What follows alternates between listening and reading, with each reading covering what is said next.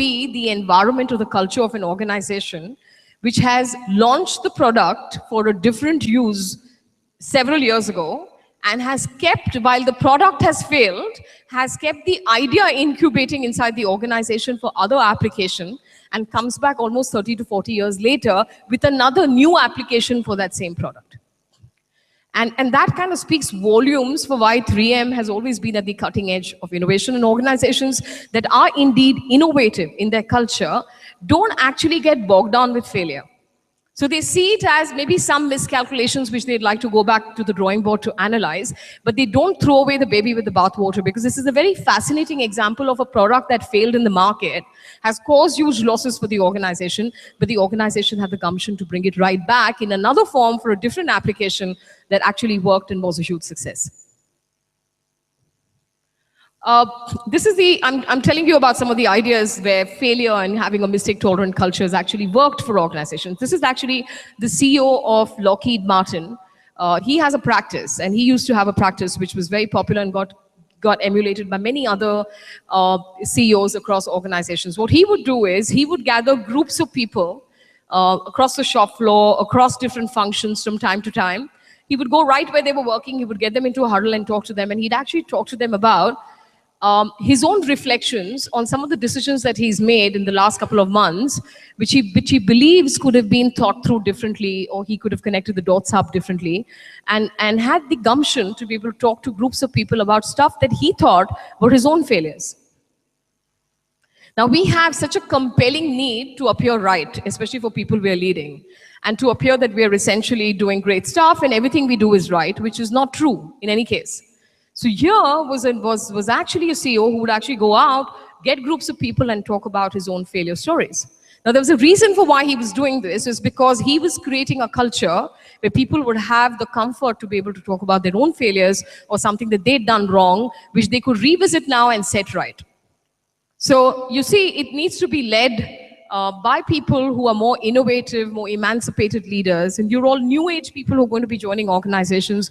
You have the opportunity to be able to run your teams and to eventually run organizations in a different way. So you must know about examples such as these, because finally, whatever it is that you might know in finance or in operations or in marketing or in HR or whatever other specializations that you are studying, finally, you're able to make an impact in an organization if an organization has a culture to incubate whatever are your great ideas or is your potential to be able to contribute inside organizations.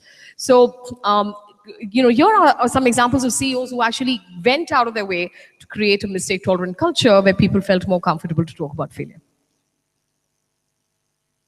So you see, there are kinds of failures, and it's important to be able to distinguish between kinds of failures within an organization. There could be a process deviance, there could be inattention that was played, there could be lack of competence because of which there is failure, there could be process inadequacy because of which there's a failure, there could be a task challenge because of which there's a failure, there could be process complexity because of which there's failure, there could be uncertainty and too many variables in the environment because of which there are failures, there could be hypothesis testing because of which you've gone ahead and you've actually failed. There could be exploratory testing because of which you failed. So you see, there is a whole continuum on failure, on the kinds of failures that can actually happen inside organization. And it's for organizations to be able to distinguish whether these are deviants from the process. So therefore, are they caused by people because of negligence, or is it because they were trying to do something different and improve the process or improve the impact inside organizations? So you see, the blameworthy deviations, the blameworthy reasons for failure are deviation, inattention, lack of ability, and perhaps process inadequacy. As you start going along the continuum to task challenge, uncertainty, process complexity, exploratory testing, and hypothesis testing, it's actually praiseworthy reasons for failing. And organizations need to encourage people to be able to carry on in that direction, to be able to continue with what their endeavor is, so that they're able to find the right solutions. Can you move forward?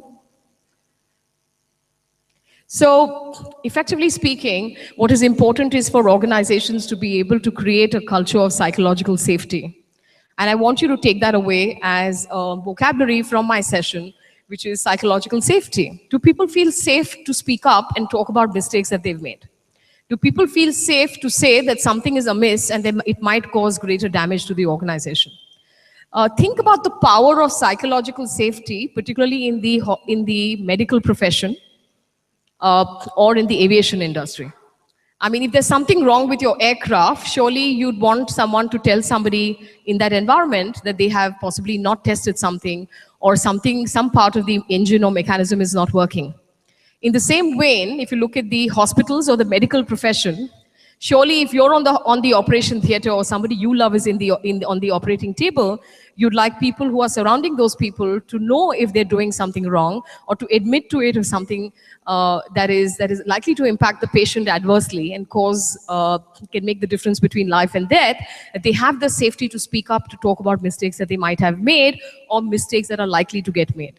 So you see, psychological safety, or creating an environment where people feel safe to speak up and talk about what might be going wrong, is exceedingly important in the context of avoiding failure.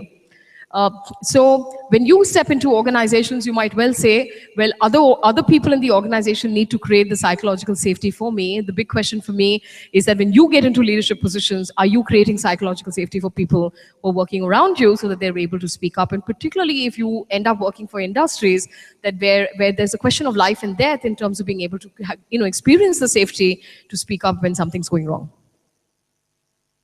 So you see, it's a 2x2 matrix on accountability and psychological safety.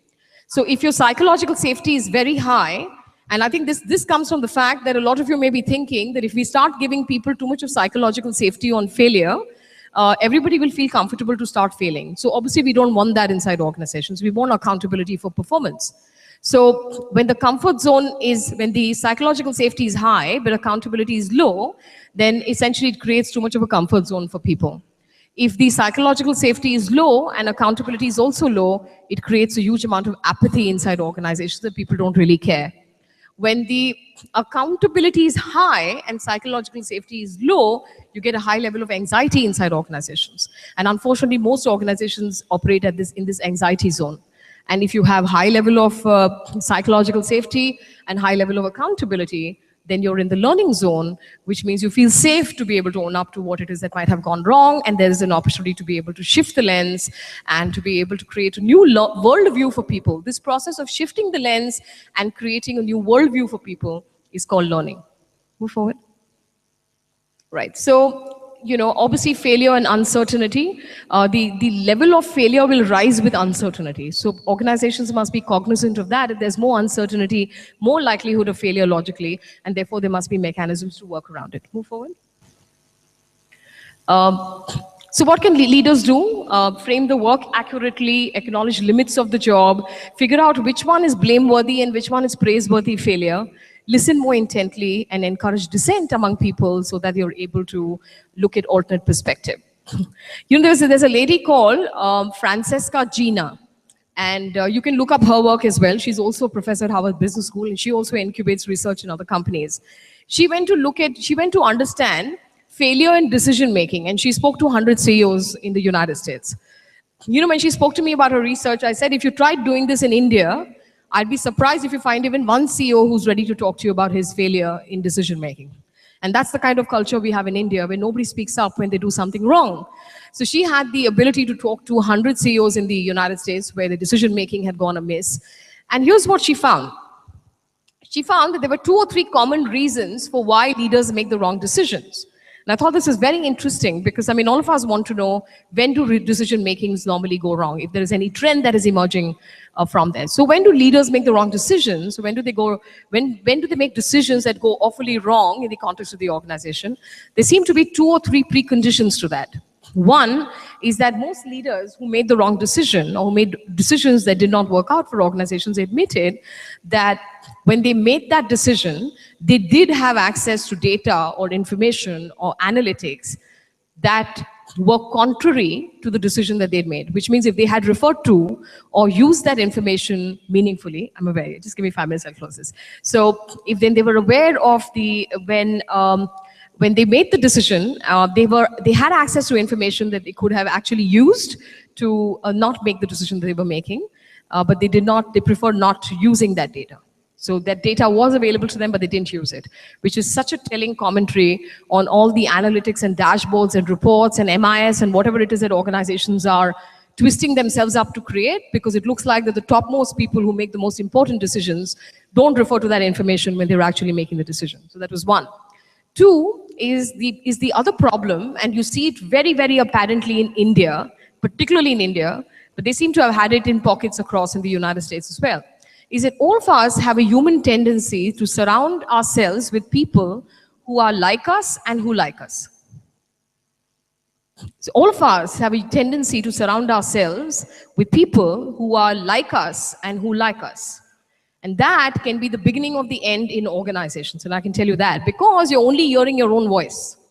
When you need to make decisions, you need to hear the voice of dissent. When anyone has an alternate perspective, particularly in the Indian context, I'm sure even now when you all have committees and students' committees and the rest of that, I'm sure you're having head-on collisions and fighting with someone who has an opposite perspective to yourself. So we don't have the maturity for dissent. And dissent is what causes our ability to not listen to people who have an alternate perspective, is what causes the beginning of the end for lots of people who actually fail within organizations. So move forward. I want to end with this. This is literally my last slide, and I hope this leaves the most telling impact on everything that I've been trying to tell you through my conversation with you here this morning. So this is Sandra Bullock. I'm sure most of you have seen her in Bollywood, in Hollywood films. Give me a show of hands if you know who she is. You know who this lady is? Yeah. Any movie that you like, which she appeared in? Sorry?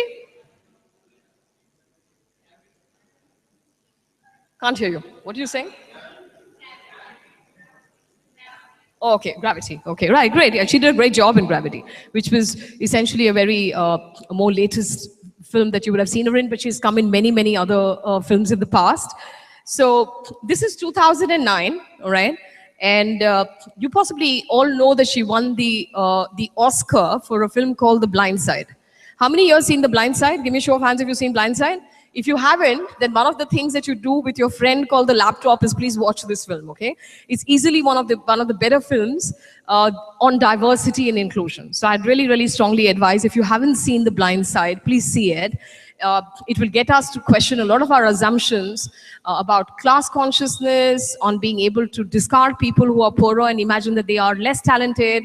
And we'll open our eyes up to the fact that, you know, a lot of people do not succeed because of their circumstances. If you change the circumstances around them, they have equal chances as you to be able to succeed.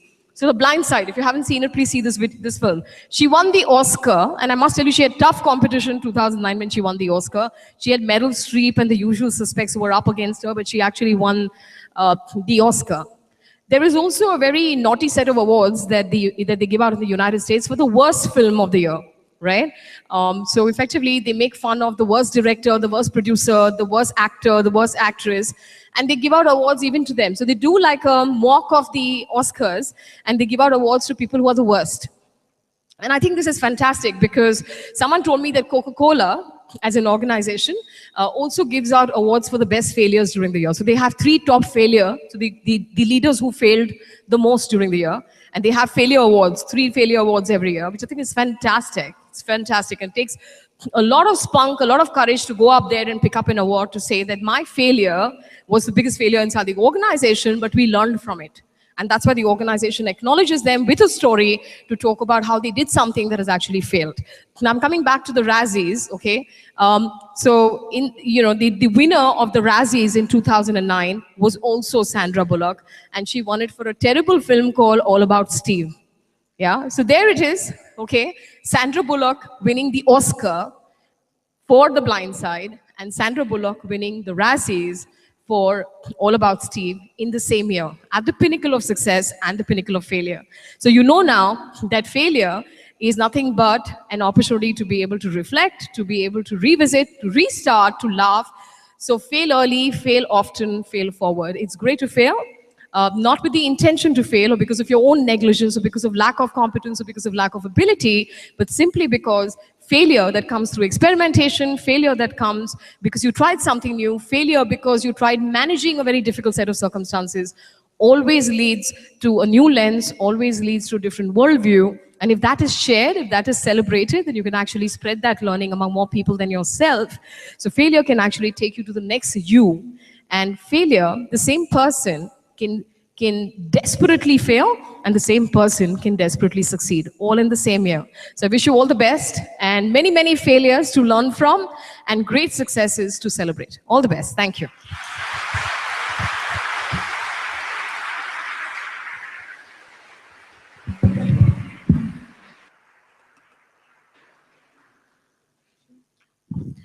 Thank you, Dr. Banerjee, for sharing with us your valuable insights on the different angles to failure, the different elements within ourselves that could lead us to fail, and more importantly, the need to acknowledge our failures and rise above them. On behalf of Team Samriddhi, I request Gagori to present Dr. Banerjee with a memento as a token of our appreciation.